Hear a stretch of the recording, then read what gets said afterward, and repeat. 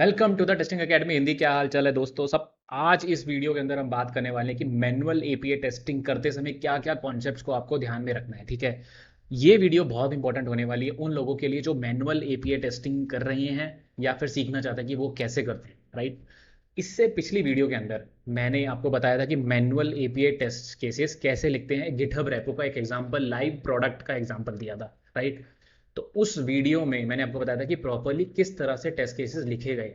Right, मैंने एक आपको एक्सेल शीट भी शेयर करी थी जिसके अंदर मैंने प्रॉपरली आपको बताया था कि स्टेप बाय स्टेप क्या क्या चीज़ें वेरीफाई करते हैं। ठीक है, पर इस वीडियो के अंदर मैं आपको एग्जैक्टली वो कॉन्सेप्ट बताने वाला हूँ कि क्या आपको ध्यान में रखना है जिससे कि आपकी एपीआई टेस्टिंग के जो टेस्ट केसेस हैं वो और भी रोबस्ट हो जाएंगे। आपको बग्स, प्रोडक्शन बग्स जो हैं वो पहले ही मिल जाएंगे और प्रोडक्शन बग्स लीक नहीं होंगे। ठीक है, तो वो चीज़ों को कैसे टेक केयर करना है मैनुअल एपीआई टेस्टिंग में आज हम सीखेंगे इस वीडियो में। ठीक है, चलिए शुरू करते हैं। सबसे पहले एपीआई टेस्टिंग में मैं आपको दो कॉन्सेप्ट्स क्लियर कर देता हूं। पहला तो है कि बहुत से लोग यहाँ पे क्या करते हैं, गलती करते हैं कि वो फंक्शनल टेस्टिंग को एपीआई टेस्टिंग सोच लेते हैं। एक्चुअली में फंक्शनल टेस्टिंग बहुत डिफरेंट है और एपीआई टेस्टिंग बहुत डिफरेंट है। राइट, एपीआई टेस्टिंग बेसिकली का मतलब होता है कि जो जो भी एपीआई डेवलप्ड हुए हैं उनको प्रॉपरली टेस्ट करना, फंक्शनल व्यू पॉइंट से भी और non functional point of view से भी।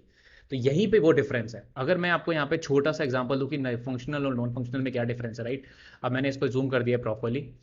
फंक्शनल पॉइंट ऑफ व्यू में अगर आप देखोगे तो यहाँ पे जर्नली टेस्टिंग जो है वो दो पार्टों में डिवाइड हो जाती है। ठीक है, पहले पॉइंट में हो सकता है कि आप उसका इंटीग्रेशन टेस्टिंग, जो मैंने बताया था आपको टेस्ट केसेस के टाइम पे कि कैसे इंटीग्रेशन टेस्टिंग, सिस्टम टेस्टिंग कर रहे हैं हम, यूजर एक्सेप्टेंस टेस्टिंग कैसे कर रहे हैं, उस एपीआई से रिलेटेड लोकलाइजेशन कैसे कर रहे हैं, उनके negative test cases, positive test cases को कैसे वेरीफाई कर रहे हैं। पर नॉन फंक्शनल में एक्चुअली हम चेक करते हैं कि कैसे load testing of that API. यहाँ पे लोग मिस कर देते हैं प्रॉपरली ये चीज को। आपको ये क्या काम करना है, आप एक बहुत अच्छे एपीआई टेस्टर तभी बन सकते हैं जब आप नॉन फंक्शनल टेस्टिंग पे भी जोड़ देंगे।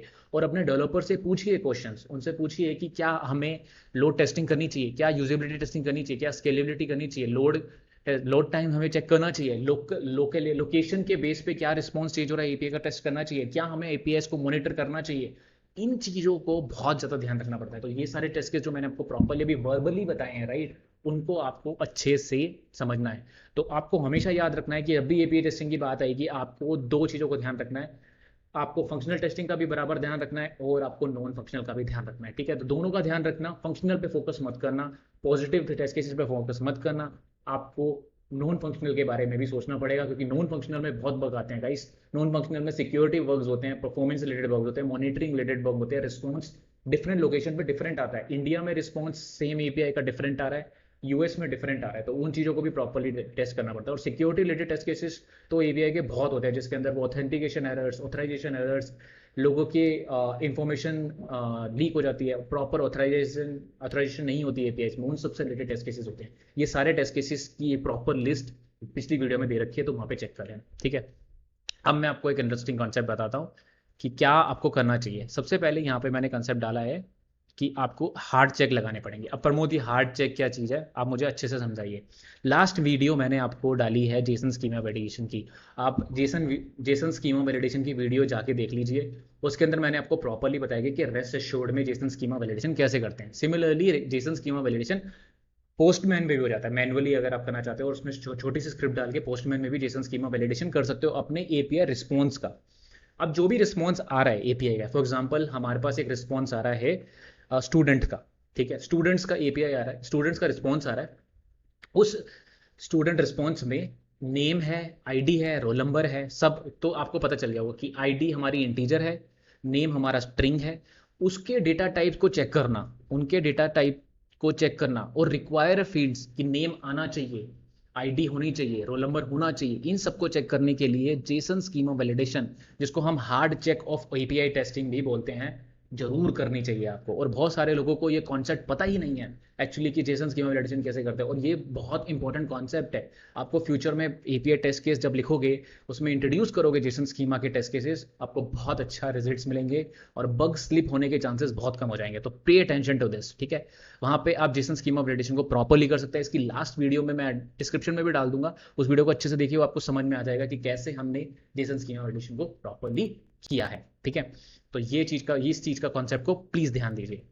ठीक है, अब अगले कॉन्सेप्ट की बात कर लेते हैं यहाँ पे कि हाँ ऑफ कोर्स ये मैंने आपको उस वीडियो के अंदर भी बताया था कि आपको एचटीटीपी कोड, हेडर्स और जेसन रिस्पॉन्सेज को तो देखना ही पड़ेगा।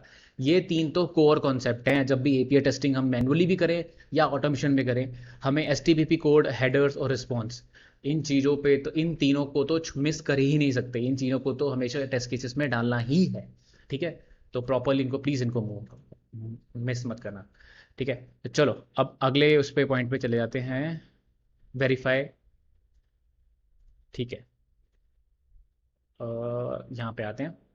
ठीक है, अब यहाँ पे जो मैं आपको कंसेप्ट बता रहा हूँ वो बेसिकली है कि हाँ राइट, अब आ गया, क्लियर हो गया होगा। तो यहाँ पे मोनिटर द एपीआई रिक्वेस्ट। अब यहाँ पे मैंने आपको ये चीज़ बताई कि बहुत इंपॉर्टेंट है, तो मैं आपको इसका यूज केस बताता हूँ।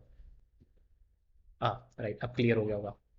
तो इसका यूज केस बताता हूँ। तो होता क्या था कि एक बार मैं एपीआई टेस्ट कर रहा था, ठीक है, तो उसका रिस्पॉन्स इंडिया में डिफरेंट आता था और सेम पेलोड डालने पर यूएस पे डिफरेंट आता था।